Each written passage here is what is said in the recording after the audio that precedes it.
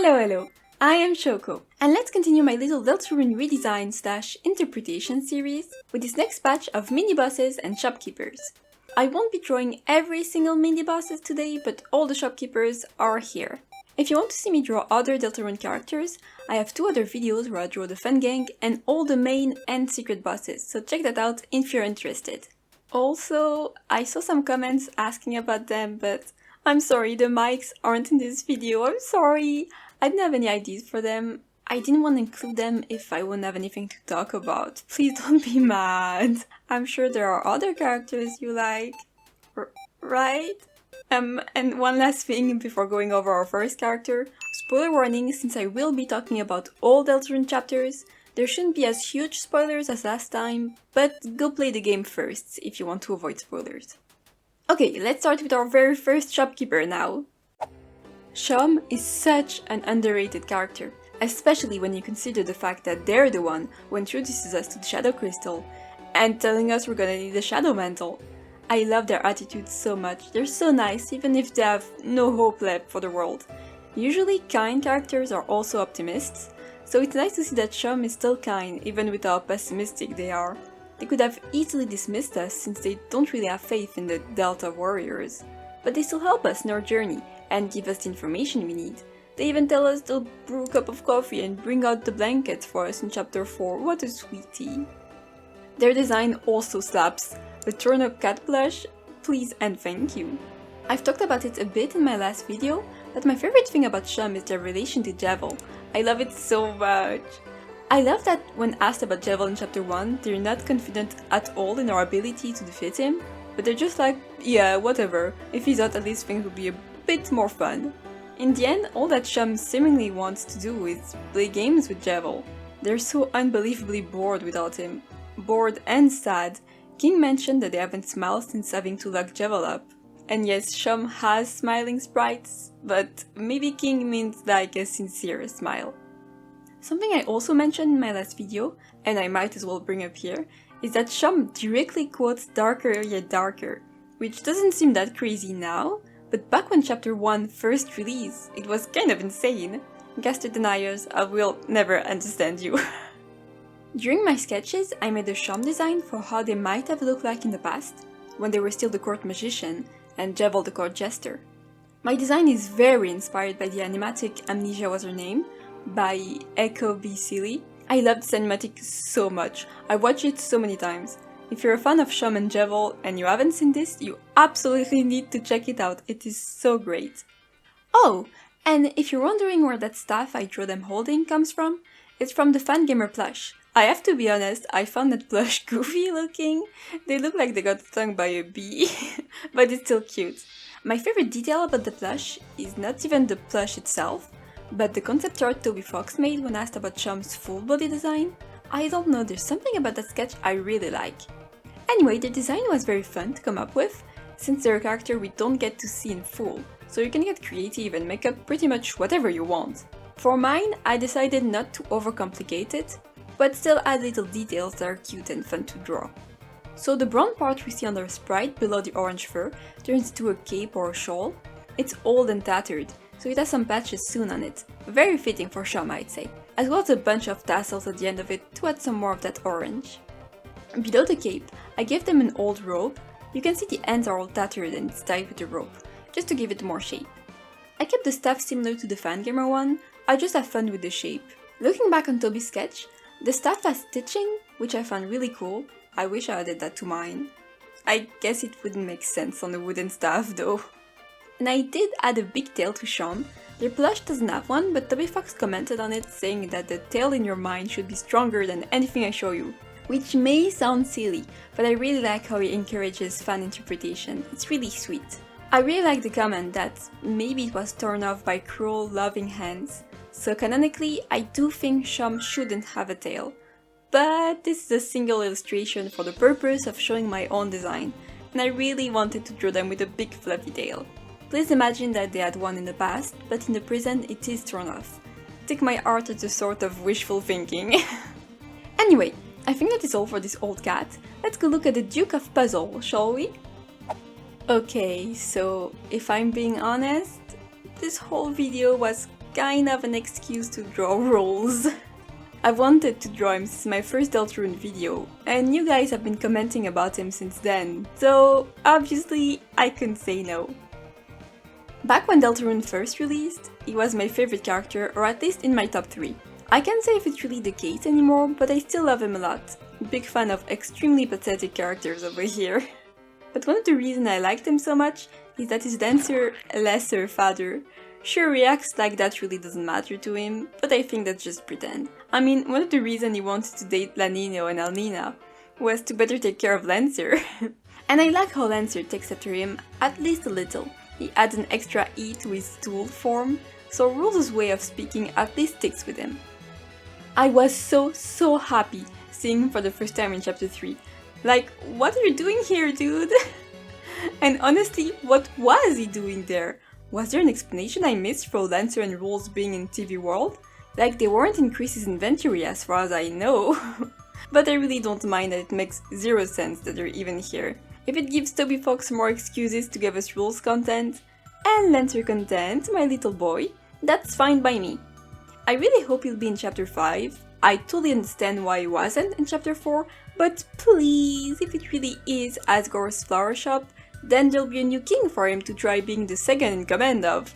It would be so silly. Please, I can't have another chapter without Rouxls. And also Lancer. If Rouxls is there, Lancer is there too. But for his design, like Shom, I had a lot of fun with it. I find his sprite pretty easy and fun to mess with, especially since I used to draw him a lot. I got used to drawing my own take on him. I've always given Rouxls long ears. To me he's like an elf, but if you were around other elves, they'd probably think he's like kinda ugly for an elf. He's too much of a weirdo for them. The weather duo called him hot, but I think he's a weird mix of both. Or maybe they just have weird tastes. Also, since I added ears, I know some people draw him with a nose. That never really looked right to me. It would be kind of like giving a nose to Undyne. There's just something about his face that looks better without one. But please don't think I'm being a hypocrite. That's just personal choice. I don't have anything with people drawing him like that. It's just whatever looks best to the artist. I love seeing all kinds of interpretation for the Deltarune characters. As I often like to do, I draw his hair way longer than it actually is in game. It just feels right to me. I'm always surprised when I look at his sprite and his hair is actually shoulder length. I just have to give him extremely long hair. I don't think it's an option at this point. I shaded his hair differently than what I usually do. I also lightened the lines around his hair at the end to make it stand out more. For his suit though, I feel like I draw it differently every time. The big change this time is the frilly end of his suit. I don't know where that idea came from, but I really like it. It's very over the top, which I feel suits him very well. I also added frilly white sleeves sticking out from his suit to go with it. It adds a bit more white to his very blue suit. Same for his shoulder pads. I added white tassels to be more extra. I think I like that. It does blend in with his hair sadly, but I still like it. One detail I've kept for a long time is how his suit buttons are arranged. Usually it'd be the line in the middle and a button on each end, but I drew it with a single button on the sides because way back when I saw a post saying his buttons could look like a list of rules, and I always thought it was very clever, so I kept it. Other than that, the suit isn't too complicated. I used to draw him with thigh-high boots, but with the big frills at his hip, I think it would compete and just be too much. So I decided on pretty normal pants. I did add a gradient to them, same for the sleeves, just to break that monotone blue a bit. But I think that's all for Rouxls. I really like how he came out. It's always a treat drawing him. Time for chapter 2 characters now. These little guys have the cutest designs. Sweet Cap and Cakes were designed by Nal, and I feel like you can always tell when a design comes from them in Deltarune. They're always a bit more detailed from the usual characters. But they are such little cuties, especially Sweet is definitely my favorite in terms of design. In terms of personality, it'd probably have to be KK. Doesn't mean I dislike Cap'n though. And can we give them a big round of applause for introducing us to S action and R action? Oh my god. Every time I replay chapter 1, it feels so weird to only be able to act with Chris.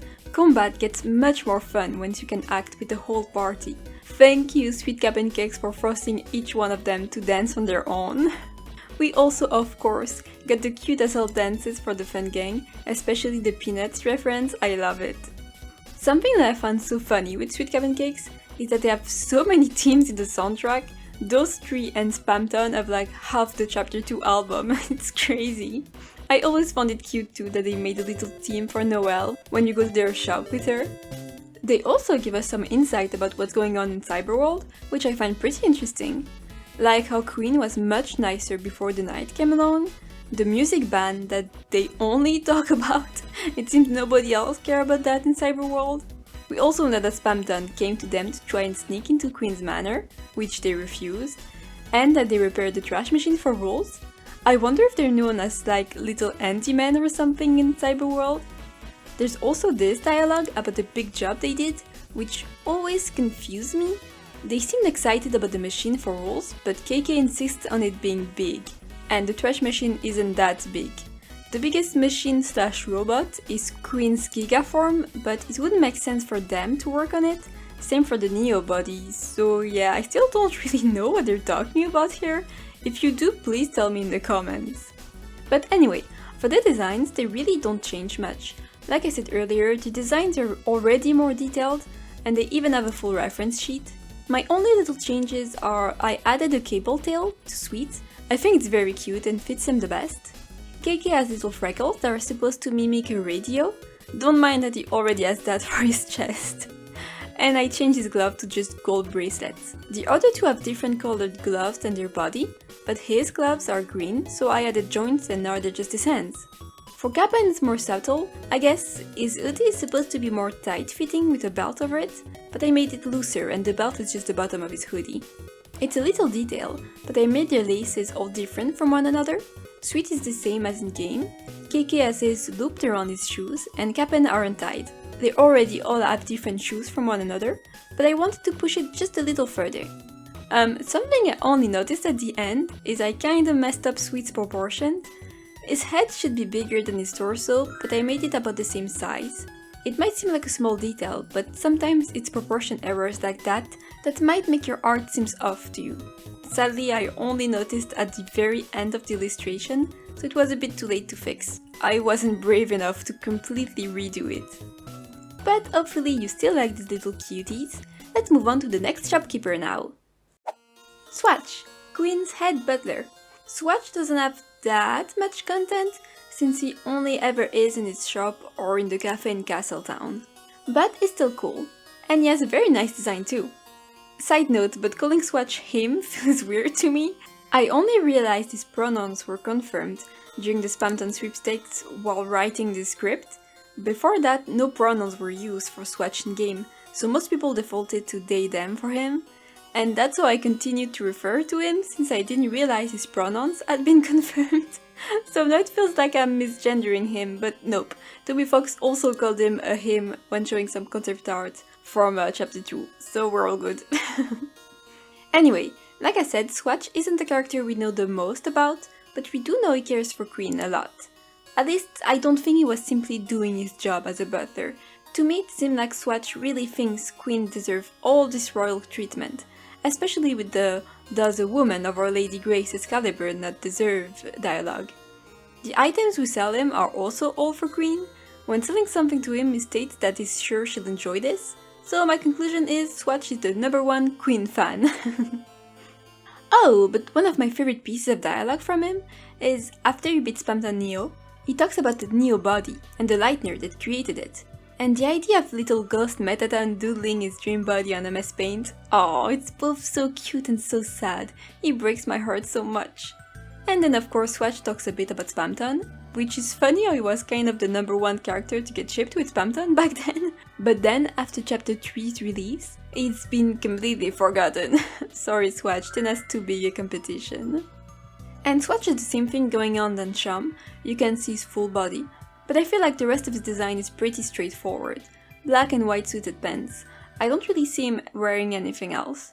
I just added patches on the knees that go with the ones we can see on his vest. I'm worried they don't look fancy enough for his aesthetic, but I wanted something to bring a little more color down there. I gave him big hand wings, like the Swatchlings, but I rolled up his sleeves so they wouldn't get in the way. And he also has a big bird tail that I imagine he takes good care of so his feathers don't get all dirty or tangled or something.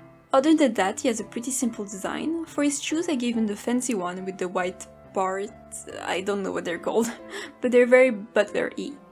Overall, I'm not the happiest with his final look, but it does look good enough. So, on to chapter 3 now.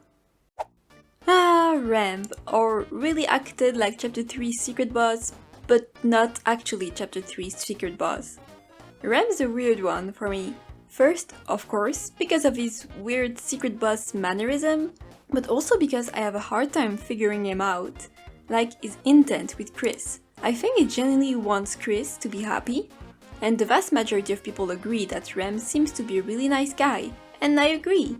But at the same time, why is he so weird and insistent on wanting Chris to play the sword game? Maybe he just doesn't know what's really in the game, or doesn't know everything that's going on with Chris, but at the same time he seems to know way more than he lets on. So what's going on? Especially saying that it's the game where you choose what to do. Like, no we don't. There aren't any choices in that game. Did Ramb or something change the game, or is Ramb just bullshitting? I don't know, maybe I just missed something with Ramb, but I'm just never sure if he really does have the best intention with Chris. Does he actually know lots of stuff he shouldn't, or is he out of the loop? At the same time, I feel so bad for him. No one seems to care about him, he doesn't have any friends, and is constantly being forgotten. Even Chris seemingly doesn't care about him one bit, since they don't take him to Castletown. By the way, I love the weird kid Chris lore we get from Ramb. What do you mean they played with the power plug like it was a regular toy? And apparently Chris and Noelle also used to play with the laptop, not play on the laptop. No, they played with it like it was a toy too. Those two had weird tastes. But going back to Ramb, even his design is weird. He's clearly meant to look like the plug boys from Cyberworld, but it's so hard to tell what he's really supposed to be too. Like his hair. Is it just hair that goes kinda weird? Or are the ears? I feel like at first glance you can tell it doesn't really fit in TV world. Both because he doesn't come from there, but also because he's never really been accepted. He never really fits in. But going back to his weird hair situation, for my take on Ramb, I decided on hair curls, but I brought back the idea of like dog ears or something by giving him a little tail and paw pads. I think it's really cute. With his body being very simple, I decided on the orange part being an apron, as he is the bartender, and the purple smiley looking thing are the buttons and pocket. Under that, he has a purple pattern shirt, and light blue pants plus shoes combo. I wanted to keep the design fairly simple.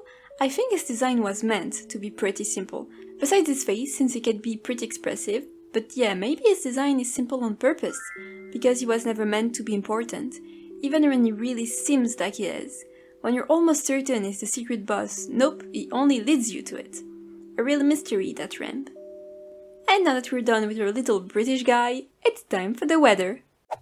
El Nina and La Nino, the weather duo, the absolute power couple. Before I talk about anything else, I really hope I'm saying their name right. At first I thought it was La Nino and El Nina, but since the accent is not there, it should be La Nino and El Nina, even if it's based on the words Nina and Nino. So I hope I won't sound stupid saying their name. Please excuse me if I do. But yes, the weather duo. It was so exciting to see them in game for the first time, because if you're a big Deltarune fan, then you had already seen them in the newsletter way before the chapters came out, so finally meeting them was so cool. And oh my god, the polyamorous Rouxls Kaard plot point caught me so off guard, but it was so funny. The two of them only being with him because they think the other likes him, Rouxls forcing them to call him by a pet name, summoning them with his teleportation beam thingy, and forcing them in a battle, and of course, the goddamn laser pointer, oh my god. That made me laugh so hard. I still don't know how they managed to make the laser's movement so realistic, but it was so funny. Plus we got Elnina after the fight crying over the fact that Rouxls was moving the laser pointer too fast and she couldn't keep up. I don't really see the weather duo as the most memorable part of the chapter or anything, but their whole B-plot with Rouxls was so funny. I really need him to show up in the next chapter and to continue to be the most annoying guy for everyone involved. It's a great bit, 10 out of 10. But once again, their designs are so cute. Like Sweet Cupcakes, they're designed by Nell, and once again you can definitely tell. They definitely feel more detailed than the usual characters. Not a bad thing, by the way, I really think they're super cute.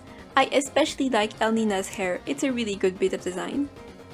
Something I noticed is, you'd think they'd wear matching outfits, but Lanino is wearing a very elegant suit with high heel shoes. And then you've got Elnina with her goofy dress and big ass rain boots. Don't get me wrong, I love both outfits, but it's funny how much their aesthetics kinda clash with each other. Like I said, another Nell design, so they're already pretty detailed, so I didn't change a lot. Mostly some color tweaking. I tried to lean Elnina's colors toward the colder palette, even for the red, and opposite for Lanino, he has a warmer palette, even for the blue that leans a bit more purplish than Elnina's blue. I added those cute little eyelashes to Elnina, that really reminded me of this character from OKKO. I think it's such a cute design and obviously very fitting for her. Elnina overall had the most of my little changes and additions. I changed the shape of her cute little cloud pigtails and added those cute hair ties with the beads, which also match with the beads I added to the bottom of her skirt. I'm worried those ones are a little bit too much, but I think it matched the look of her outfit. I also changed her color. The original has more of a gesture look, kind of, but mine looks more like a flight attendant scarf. I feel like it has an actual name, but yeah, I just think it looks really nice. She also gets a moon as her belt buckle. I really wanted her to have a little accessory that references Lanino. And then of course, Lanino needs one too. It's a bit harder to see, but his suit buttons are shaped like little clouds. Other than that, he stays pretty faithful to his sprites. I just added back his freckles. Nell drew them in the concept art, but they're supposed to be covered by makeup when he's on set. But I think they're so cute, and it's such a good idea. They're supposed to represent the moon's craters, so I've kept them in my version. I'm very happy with my illustration of them. Elnina looks especially adorable in my opinion, but that's it for these two. So now onto our last character of the video. Jackenstein, my big ol' cutie pie. I think he is so cute, I love him so much. His fight is so incredibly fun, but it is of the most importance first that you understand just how cute I think he is. Look at his little sprite cleaning Gerson's office. Look at him hugging his new friends, what a sweetie. And yes, his fight is so much fun. I remember when I got to his fight, I was thinking how much my brother was going to love this when he catches up. I was just having so much fun playing it. I love fights that mess with the usual gameplay, and of course the whole Halloween vibes were so cool and so spooky too. There was at least one time where the "you're taking too long" told me so bad I completely stopped trying to dodge the little white bullets and just ran straight for the exit as fast as I could. I talked about it in my last video, but I need to reiterate just how much of a good game design it is for Jackenstein to be a tutorial for the Titan. It teaches you the main mechanic of the fight with the reduced TP gain, and even how to actually defeat the Titan by attacking it at its core. Well, it's more Gerson teaching Suzy that, but Jack was still the example for it. Toby Fox managed to make such an incredibly fun boss, who is at the same time a hidden tutorial for the final boss. Oh, and also while playing it the first time, I immediately thought about Toby's post about his family playtesting a minigame and telling him it's a cry for help because his game isn't out yet. That post was so about Jack. And there's something I wanted to mention because there were some discourse about it, but what do you guys think about his age? Personally, I think Jack is based on the gentle giant trope, big and scary, but actually very nice and a bit stupid too. So to me it seems obvious he's an adult, but apparently some people think otherwise. In the end it doesn't really matter, but I just wanted to mention it here. Okay, design time. I didn't draw it here, but his stupid little head underneath the pumpkin is so cute and silly. I'm guessing it's supposed to be a candle because, you know, jack-o'-lantern, but at the same time it looks both like a long cat head and also a little flag. He's not ugly like you think he is, but he's hard to understand. I love his big pumpkin head too, it's so silly. I give my version a big goofy smile and some blush, like he has when you call him cute, and I turned the little stem on top of his head into a bat. It's still just a stem, it doesn't move, but to me the one on his sprite kinda looks like it has bat wings, so that's what I did. Jack has green spots on his sprite. It's not just shading, but I'm not sure what it's intended to be either. Maybe just discoloration because he's a Frankenstein-like character, but I give my version mouse spots. I think it's super cute, and there's some grass and flowers going out of it. It's definitely my favorite edition of this design. It adds some more color and texture, and it's just really cute. I also turned the patches on his shoulders into flowers. I think the skull on his torso is supposed to reference Day of the Dead, and that has a lot of flower skulls, so more flowers for Jack. Other than that, I gave him actually visible hooves. I think he's supposed to have hooves in-game. That's what it looks like to me, just simplified, but since I can draw him with more details and colors, my Jack can have hooves, as a treat. I think it turned out so cute. I based his pose on this sketch of Jack I made. I thought the drawing was adorable, so I wanted to replicate it. But anyway, that's all for him. I hope you love my Jack as much as I do. And that's all the characters for today. Once again, so happy to make another Deltarune video. I love this game. I think it's going to be my last one for now, at least the last for this kind of redesign/interpretation video. But I can already tell you that my next video will be on Undertale. The 10th anniversary is very soon, so I want to talk about how important that game is to me. I would like to have it out for the anniversary, but knowing myself, it will probably be late, so we'll see. As usual, if you want to get a personalized piece of art from me, I have my commissions open, and I also have a coffee page if you want to support me there. That's it for today. I really hope you enjoyed this video, and I'll see you next time. Bye bye!